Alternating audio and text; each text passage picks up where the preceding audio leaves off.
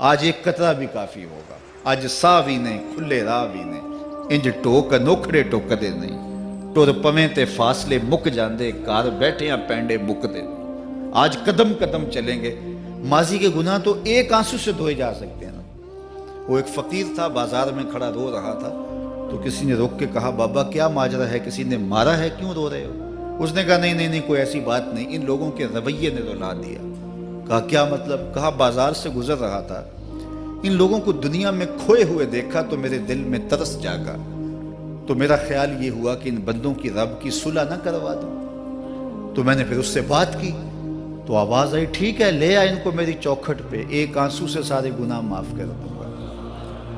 میں بڑا خوش ہوا، میں ان سے بات کی، یہ الٹا میرا مذاق اڑانے لگے، جا بابا کام کر، تجھے کیا پتا دنیا داری کیا ہوتی ہے۔ تو وہ تو مان رہا تھا، یہی نہیں مان رہے، تو مجھے ان کے رویے پہ رونا آ رہا ہے۔ وہ کہتا ہے میں بخشنے پہ آمادہ ہوں، ہم تو مائل بکرم ہیں، کوئی سائل ہی نہیں، راہ دکھلائیں کسے، راہ رب منزل ہی نہیں، جلوائے طور تو موجود ہے، کوئی موسیٰ ہی نہیں۔ وہ تو کہتا ہے میں معاف کر دوں گا، لیکن یہ عجیب ہے کہ یہ آمادہ ہی نہیں ہے، یہ مان ہی نہیں رہے۔ تو مجھے ان کے رویے پہ افسوس آ گیا، ان کے رویے پہ رونا آ گیا، اس لیے میں رو رہا ہوں، ورنہ نے مجھے مارا نہیں، کوئی تکلیف نہیں پہنچائی۔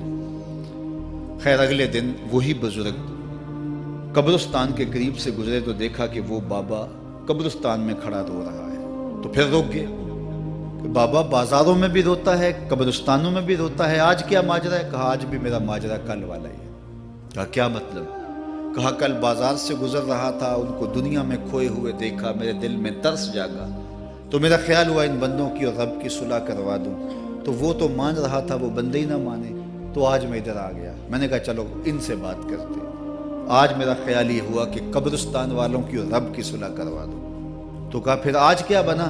کہا آج یہ مان گئے ہیں، وہ نہیں مانتا۔ تو صاحبو آج وہ مان رہا ہے، آج ہم مان جائیں۔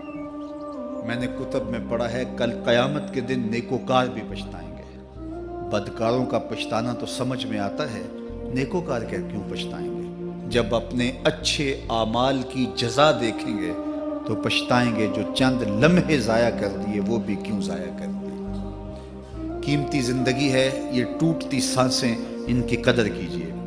ایک بزرگ فرماتے ہیں کہ مجھے اس بات کی سمجھ نہیں آتی تھی کہ جو قرآن نے کہا ان الانسان لفی خسر، بے شک انسان خسارے میں ہے، تو میں سمرقند کے بازار سے گزر رہا تھا تو وہاں ایک آدمی پھٹے پہ برف رکھ کے بیچ رہا تھا اور ساتھ آواز لگا رہا تھا۔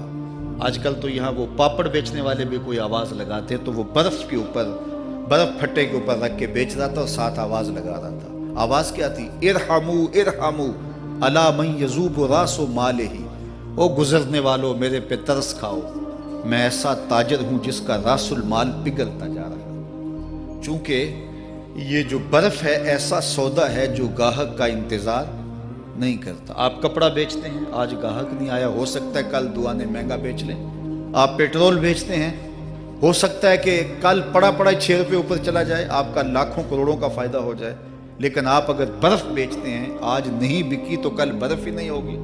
تو وہ سل پہ برف بیچ رہا تھا اور ساتھ لوگوں کو دہائی دیتے ہوئے کہہ رہا تھا او لوگو میرے پہ ترس کھاؤ، مجھ سے برف لیتے جاؤ، میں ایسا تاجر ہوں جس کا راس المال پگھلتا جا رہا ہے۔ تو کہتے ہیں جب اس نے یہ آواز لگائی نا تو میرے قدم رک گئے اور میں اس کے قریب چلا گیا اور میں نے کہا کہ مجھے ان الانسان لفی خسر کا ترجمہ سمجھ میں آ گیا۔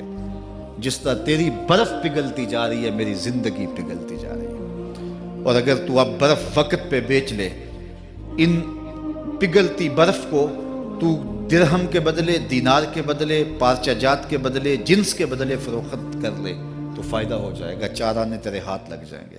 اور میں بھی ان سانسوں کے بدلے درود پڑھ لوں، ان سانسوں کے بدلے سجود کر لوں، ان سانسوں کے بدلے قیام کر لوں، کسی دکھی کے سر پہ ہاتھ رکھ دوں، کسی پریشان کی پریشانی دور کر دوں تو میری سانسیں کام آ جائیں گی، ورنہ یہ ٹھہریں گے نہیں۔ سوئے ہوئے ہوں تو پھر بھی سانسیں ٹوٹ رہی ہوتی ہیں۔ تو ہم کتنی جلدی موت کی طرف بڑھ رہے ہیں، تو زندگی کتنی مختصر ہے اور ہم کتنے بے پرواہ ہیں۔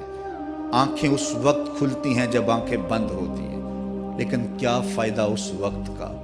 آج کا پچھتاوا کل کی بہتری کی ضمانت ہے، اور آج کے پچھتاوے سے کل کی زندگی کی خوبصورتی نصیب ہو سکتی ہے۔ اس لیے یہ ڈھلتا ہوا سورج، یہ دیکھیں ابھی جب داخل ہوئے تھے تو سورج ابھی سر پہ تھا، لیکن اب سورج درد غروب سے زرد ہو چکا ہوگا اور چند لمحوں کے بعد وہ نگاہوں سے اوجھل ہوگا۔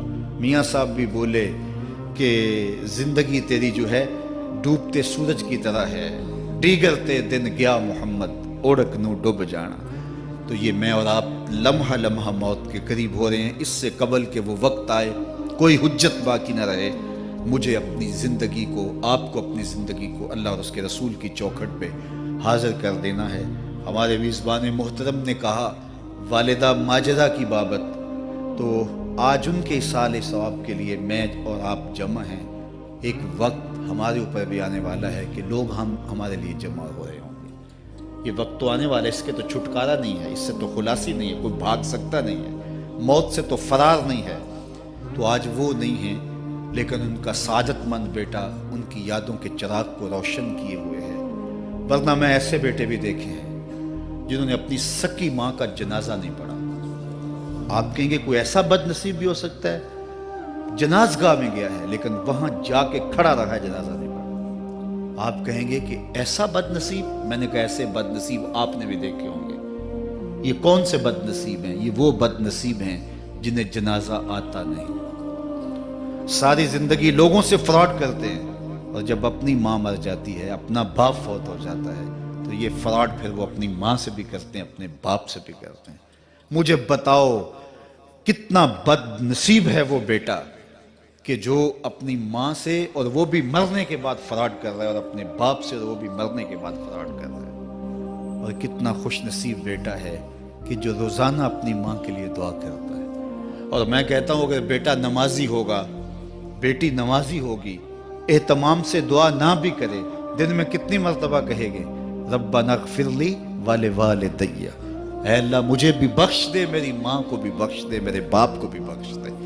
اور جب بندے ہاتھ اٹھا کے دعا مانگتے ہیں اللہ خالی ان ربکم حیی کریم یستحیی من عبدہ اذا رفع یدیہ ان یردہما صفرا، تمہارا رب حیا کرنے والا سخی ہے، کریم ہے۔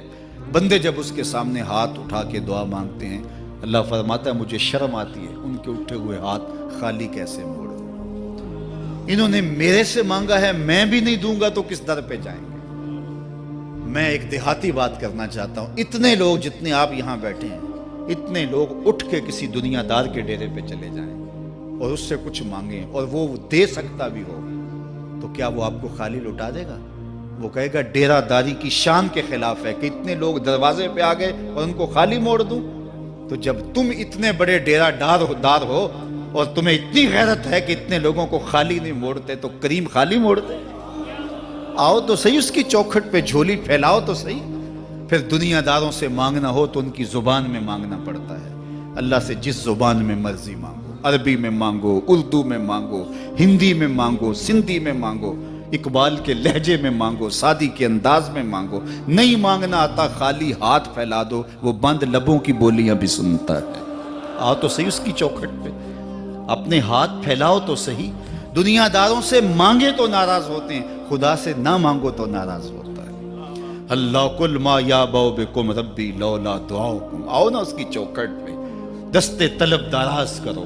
دنیا داروں سے مانگنے کے لیے وقت چاہیے۔ اس وقت تو صاحب سوئے ہوں گے، اس وقت تو ناشتہ کر رہے ہوں گے، اس وقت تو بیوی بچوں کے ساتھ مشغول ہوں گے، لیکن اللہ سے جب بھی مانگو، پچھلے پہر کنڈی کھڑکاؤ در رحمت کھلا پاؤ گے۔ دن کو مانگو، رات کو مانگو، مانگو تو صحیح، وہ تو اتنا کریم ہے۔ اچھا بت کو سامنے کھڑا کیا ہے اور زلیخا ہاتھ جوڑے بت کے آگے پکار کرتی ہے، روزانہ سے شام کھڑی ہو جاتی ہے، یا صنمی یا صنمی، اے میرے بت، اے میرے بت، بچھڑا ہوا یوسف ملا دے۔ سحر دم تک پکارتی رہتی، عمر بیت گئی، چہرے پہ جھریاں آ گئیں، بڑھاپا طاری ہو گیا۔ ایک دن رات کا پچھلا پہر ہے، بت کے آگے ہاتھ جوڑے یا صنمی کا وظیفہ پڑھ رہی ہے۔ اچانک نیند کا جھٹکا آ گیا، زباں بل کھا گئی، بولی یا سمادی یا سمادی۔ کہا جبریل جلدی جا، یوسف کے گھوڑے کا رخ موڑ دے۔ یا اللہ تجھے تو نہیں پکار رہی، وہ تو بت کو پکار رہی ہے۔ زباں بل کھا گئی، یا صنمی کی بجائے یا سمادی کے لفظ زبان پہ آ گئے۔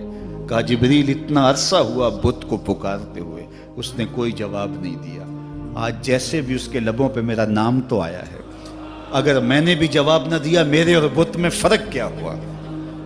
تو آؤ آج کی اس مجلس میں ہم ان کی والدہ کے لیے دعا مانگیں۔ اے عرش کے مالک، ان کی والدہ کو حضور کی ماں کا صدقہ جنت کی بہاریں عطا کر، اور ہم اپنے ماں باپ کے لیے بھی دعائیں مانگے۔ اے اللہ ہمارے ماں باپ کی مغفرت فرما، ماں باپ کی قدر کرو۔ میں نے یہ بھی پڑھا ہے، جو اپنے والدین کے لیے روزانہ دعا مانگتا ہے، والدین زندہ ہوں تب بھی، فوت ہو گئے ہوں تب بھی، روزانہ ماں باپ کے لیے جو شخص دعا مانگتا ہے، ساری زندگی اس کے رزق میں بے برکتی نہیں آ سکتی۔ تو اپنے ماں باپ کو اگر زندہ ہیں تو قدر کرو، فوت ہو گئے ہیں تو ان کے لیے کثرت کے ساتھ دعا کرو۔ یہ گھنا سایہ ہے۔ کبھی آپ نے درخت کو دیکھا ہے کہ ساری دھوپ اپنے پتوں میں جذب کرتا ہے اور نیچے بیٹھنے والوں کو چھاؤں دیتا ہے؟ ماں باپ سارے دکھ اپنے اوپر لیتے ہیں، اپنی اولاد کو آسائش اور راحت پہنچاتے ہیں۔ قدر نعمت زوال نعمت کے بعد ہوتی ہے، جب نعمت پاس ہو تو قدر نہیں ہوتی، جب چھنتی ہے تو پتہ چلتا ہے کہ کتنی بڑی دولت تھی جو چھن گئی۔ میں تو آپ کیا، میری اور آپ کی حیثیت کیا، ماں کی کمی تو آمنہ کے لال نے بھی محسوس کی ہے۔ ایک دن حضور مسجد نبوی میں تشریف لائے، تا حد نظر صحابہ تھے۔ الحاوی للفتاوی میں امام سیوطی نے لکھا ہے، حضور کو دیکھا تو ادب سے کھڑے ہو گئے، بس یہ منظر دیکھنا تھا کہ چشمان اقدس سے آنسو چم چم جاری ہو گئے، اور حضور نے ایک ٹھنڈی آہ بھری اور روتے ہوئے کہا، لو ادرکت والدی او احدہما، کاش آج میرے ماں باپ زندہ ہوتے۔ انسان نے دکھوں کا دور دیکھا ہو نا، اچانک خوشحالیاں مل جائیں تو پھر انسان یہ آرزو کرتا ہے کہ میرے ماں باپ نے میرا وہ غربت کا دور دیکھا تھا، آج دولت کی چہل پہل بھی دیکھتے، آج میرے آنگن میں بہاریں بھی دیکھتے تو کتنے خوش ہوتے۔ اب حضور جب پیدا ہوئے تھے تو باپ کا سایہ سر پہ نہیں تھا۔ 6 سال کی عمر تھی، اپنی ماں کے ساتھ حضور مدینہ المنورہ گئے۔ واپسی ابوا کے مقام پہ حضرت آمنہ کی طبیعت خراب ہو گئی، اور انہیں لگا کہ یہ میری بیماری جان لیوا ہے۔ ام ایمن کو بلایا، کہا میرے بیٹے کو بحفاظت امیر قریش تک پہنچا دینا۔ پھر خود حضور کے سر پہ ہاتھ رکھا۔ سیدہ آمنہ سلام اللہ علیہا حضور سے کوئی باتیں کرنا چاہ رہی تھیں، لیکن ضبط کے بندھن ٹوٹ گئے۔ ابن حشام سیرت کی پہلی کتاب ہے، اس میں تفصیل سے یہ واقعہ موجود ہے۔ جب سر پہ ہاتھ رکھا تو حضرت آمنہ کی آنکھیں چھلکنے لگی اور روتے ہوئے آپ نے چند جملے کہے، کہا بیٹا ہر نئی چیز نے پرانا ہو جانا ہے، ہر باقی نے فنا ہو جانا ہے، میں بھی جا رہی ہوں، وَذِكْرَ باق، لیکن میرا ذکر نہیں مٹے گا، وَوَلَدْتُ طُہْرًا، اس لیے کہ تیرے جیسا پاکیزہ بیٹا چھوڑ کے جا رہی ہوں۔